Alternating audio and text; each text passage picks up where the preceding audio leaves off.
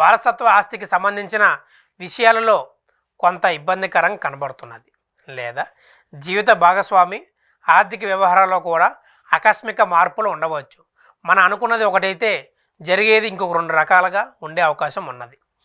లోతైన పరిశోధన, రహస్య జ్ఞానం లేదా ఆధ్యాత్మిక సాధన పట్ల ఆసక్తి పెరుగుతుంది. కొన్ని పాత ఆరోగ్య సమస్యలు బాధ పెట్టే సూచనలు ఉన్నవి. వాటిని జాగ్రత్తగా ముందే వైద్యుని దగ్గరికి వెళ్ళి జాగ్రత్త పడటం మంచిది. మీ భావోద్వేగాలు తీవ్రంగా లోతుగా ఉంటాయి.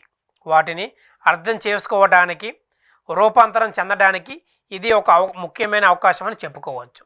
ఇతరుల నుండి లేదా ఉమ్మడి వనరుల నుండి సహాయం అందే సూచనలు కనబడుతున్నవి.